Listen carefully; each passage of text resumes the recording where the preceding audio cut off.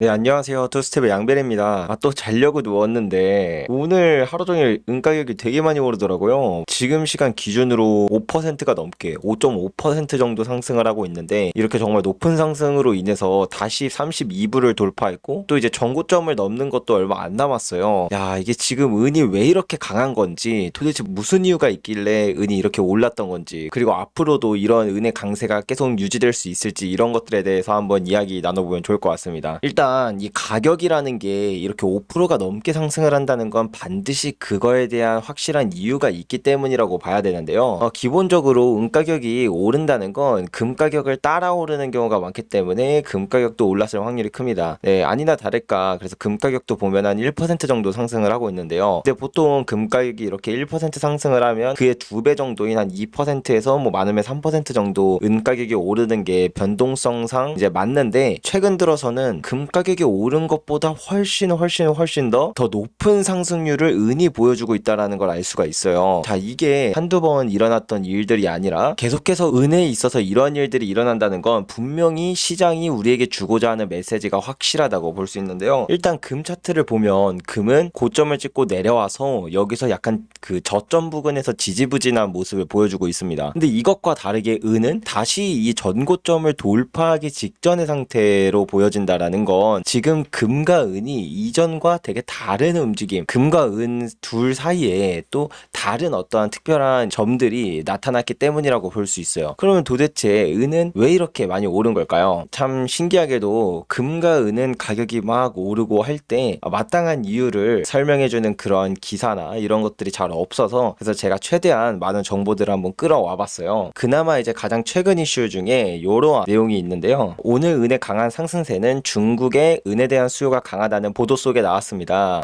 금속에 대한 전 세계적인 수요 증가를 강조하기 위해 오늘 존경받는 브로커 SP엔젤은 이메일 발송을 통해 미시간 대학의 한 연구에서 전기 자동차에 필요한 구리의 양은 광업 회사가 생산하는 것이 불가능하다고 밝혔습니다. 그러니까 지금 이런 재생에너지와 관련된 것 때문에 사실 거의 지난 4년 동안 은의 수요가 미쳐 날뛰고 있었던 건 사실이거든요. 그렇다 보니까 이제 은이 지난 4년 동안 수요가 공급을 더 넘어서서 공급이 부족한 상황이었다라는 건 이제 세계에서 가장 공신력 있는 귀금속 조사기관이 실버 인스티튜트의 보고서를 보면 알 수가 있는데, 근데 여기서 지금 더 심각한 이야기를 한 거예요. 이 SP엔젤은 뭐라고 한 거냐면, 은의 전체 수요가 아니라 단지 그 EV, 그러니까 이 재생에너지에 필요한 수요만으로도 이제는 공급이 받쳐질 수 없을 정도다라고 이야기를 한다는 건 지금 은의 공급적인 측면에서 되게 심각한 수준이다. 필요한 은의 양에 비해 그 안에서도 재생에너지에 필요한 양조차도 광산 회사들이 그 공급을 채워주지 못할 정도로 지금 은의 공급 대란이 일어난 상황이다라는 내용을 이렇게 전달했기 때문에, 그래서 안 그래도 금 가격이 좀 상승하는 모습인데 여기에 은의 추가적인 이러한 호재가 있다 보니까 은 가격이 지금 더 미친 듯이 이렇게 상승하고 있다, 이렇게 보면 좋을 것 같고요. 그리고 그러면은 오늘 금 가격이 왜 올랐는지도 한번 생각을 해봐야 되는데, 최근에 이 컨퍼런스 보드가 발표가 됐는데 여기서 아주 중요한 지표들이 많이 나왔습니다. 첫 번째로 이 노동시장의 지표를 보면 노동시장이 지금 전반적으로 좀 약세다라는 걸 알 수가 있어요. 그러니까 경제가 생각보다 좀 별로 좋지 않다라는 걸 의미를 하는 거죠. 근데 여기에 더불어 어떤 게 있었냐면, 인플레이션 기대치, 앞으로 1년 동안의 인플레이션 기대치가 5.4%로 상승을 했다. 이건 2023년 12월 이후 최고치다라는 것처럼 이제 다시 인플레이션이 고개를 들고 있다라는 걸 시사했다고 보면 됩니다. 자, 그렇다면 이건 지금 아주 중요한 거예요. 경제는 안 좋아지고 있는데, 경제는 침체되고 있는데 물가는 다시 상승하는 흐름, 이거는 지금 스태그플레이션의 가능성이 더 높아졌다라는 걸 의미를 하거든요. 스태그플레이션에서는 금과 은을 포함한 원자재들의 상승이 가장 가파른 시기입니다. 그렇기 때문에 이러한 이슈로 인해 지금 금 가격이 상승하고 있고 은 가격도 따라서 상승하고 있다라는 건데, 은이 사실 지난 거의 한 2년 동안 되게 금에 비해 많이 부진했었어요. 그 결정적인 이유는 세계 경제가 강한 디플레이션, 그 약간 경제 위기, 대공황급 뭐 그런 경제 위기에 대한 리스크가 잠재해 있다 보니까, 또 은은 전체 수요의 절반 이상이 산업 수요인데 이러한 경제 위기가 온다면 은 가격은 되게 많이 하락합니다. 실제로 2008년 글로벌 금융위기 때나 대공황 때나 이럴 때 은 가격이 한 5, 60% 정도 하락을 했었거든요. 그렇다 보니까 은이 되게 부진했는데, 근데 요새 들어 나오는 이런 경제 지표들을 보면 이거 경제 위기가 아니라 스태그플레이션으로 가겠는데, 그러면 이전까지 은 은 가격이 억눌려 있었던 게 회복됨과 동시에 스태그플레이션은 은이 32배가 상승했던 역사가 있을 만큼 은 가격 상승에 엄청난 부스터를 달아주는 그런 경제 상황이기 때문에 유독 요즘 들어서 금에 비해 은의 상승이 더 가파른 이유는 시장 참여자들이 바라보는 세계 경제의 방향이 경제 위기 쪽이 아니라 스태그플레이션 쪽으로 기울었다라고 생각을 해서 이러한 현상들이 더 나타나는 것 같습니다. 그리고 이제 마지막으로 보여드릴 게 있는데요. 이거는 첫 번째 제가 설명드렸던 그 공급적인 측면과 가장 밀접한 이야기인데, 지금 전 세계 귀금속 거래소에서 은의 재고가 미친 듯이 줄어들고 있어요. 전 세계에서 가장 유명한 귀금속 거래소인 LBMA 런던 귀금속 거래소에서 은의 재고량을 보면 지금 2022년을 기점으로 쭉 줄어서 지금 30%나 감소했다라는 걸 알 수가 있습니다. 이렇게 30%나 줄어들 정도로 지금 은의 공급이 미친 듯이 하락하고 있다라는 걸 알 수가 있는데, 이게 단순히 또 런던 금시장만 이런 게 아니라는 거예요. 다음으로 전 세계에서 가장 큰 귀금속 거래소인 코맥스의 은 재고량을 보더라도 이렇게 또 마찬가지로 2022년부터 줄기 시작해서 이것도 정말 많이 줄었다는 걸 알 수가 있죠. 그냥 내내 줄고 있다, 지금 미친 듯이 줄어들고 있다, 이렇게 알 수가 있어요. 지금 뭐 중국이 미친 듯이 금을 사들이는 것처럼 은을 또 그렇게 사들였기 때문에 이 은이 다 중국으로 넘어간 게 아닌가, 이렇게 생각을 할 수도 있는데 또 그것도 아니더라고요. 이건 이제 중국의 상하이 금거래소의 은 재고량을 차트로 나타낸 건데요. 여기는 더 많이 줄었습니다. 여긴 2021년부터 줄기 시작했는데 무려 고점 대비 73%나 하락을 했어요. 그러니까 은의 재고가 지금 미친 듯이 빨리 사라지고 있다라는 거예요. 그러면은 이게 특정 국가, 특정 귀금속 거래소에서만 나타나는 게 아니라 전 세계적으로 지금 은의 재고가 미친 듯이 빠르게 줄어들고 있다라는 것 자체가 지금 4년 전부터 발생했던 은의 공급 대란, 수요가 공급을 뛰어넘어서 은의 재고량이 줄고 있다라는 걸 이렇게 반증하고 있다라고 볼 수가 있습니다. 그리고 여기에 이제 불을 끼얹듯 SPN젤이라고 하는 그 사람이 메일로 발송했던 내용처럼 지금 이제 이 은의 공급 대란이, 은의 쇼티지가, 실버 쇼티지가 정말 코앞에 다가온 게 아닌가라는 생각이 들게 되네요.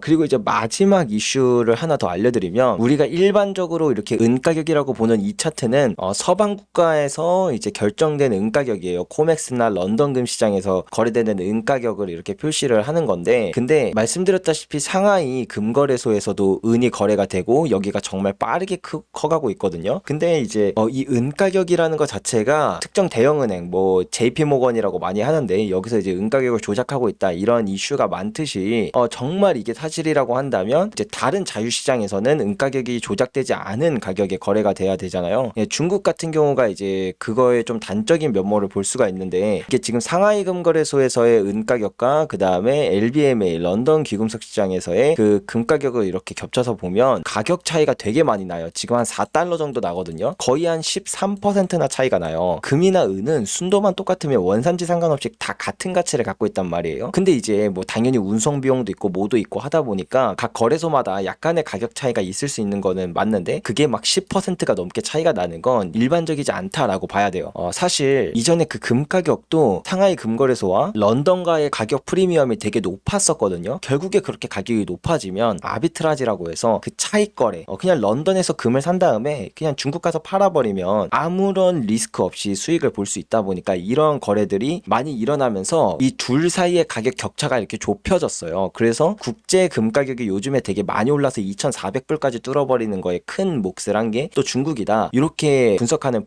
전문가들도 많거든요. 마찬가지로 지금 은 가격이 이렇게 13%나 차이가 난다라는 건 결국에는 이 아비트라지 거래 때문에 우리가 보고 있는 지금 32달러라는 이 가격도 상하이 금 가격에 거의 맞춰지게 될 수 있다라는 거죠. 그런 관점에서 본다면 은은 최소 13% 이상 저평가된 가격이다, 13% 이상 할인된 가격에 우리가 은을 구매할 수 있는 상황이다라고 분석할 수 있는 부분도 있어서, 지금 은 가격이 이렇게 무섭게 상승하는 이유, 그리고 이러한 급격한 은의 상승이 한두 번의 해프닝이 아니라 계속해서 발생하는 이유, 이 모든 것들은 은에 있어서 단발성 호재들이 나온 것들도 이제 몇 번 있었지만 그런 게 아니라 더 본질적으로는 지금은 은에 있어서 모든 상황이 은이 날아갈 수밖에 없도록 변해가고 있다, 이게 되게 중요하다라고 생각을 합니다. 그리고 제가 전에 말씀드렸듯이 이 30불이라는 이 가격이 엄청난 저항선으로 작용을 했죠. 은 가격이 여기 근처만 오면은 하락하고, 근처만 오면 하락하고, 이전에도 30불이라는 가격 근처만 오면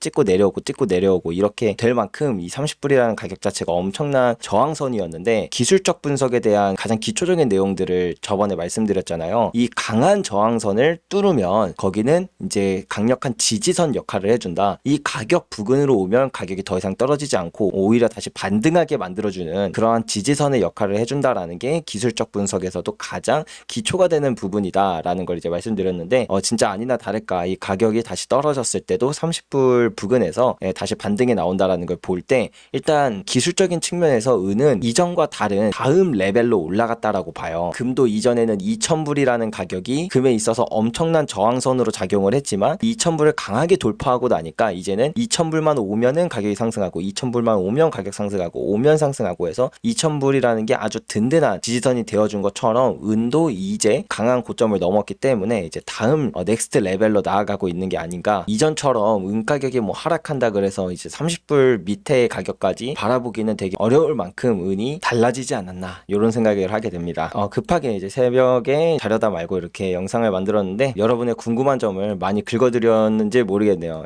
또 이제 금과 은의 이슈가 터지면 누구보다 빠르게 찾아뵙도록 하겠습니다. 이상으로 투스텝의 양벨이었습니다.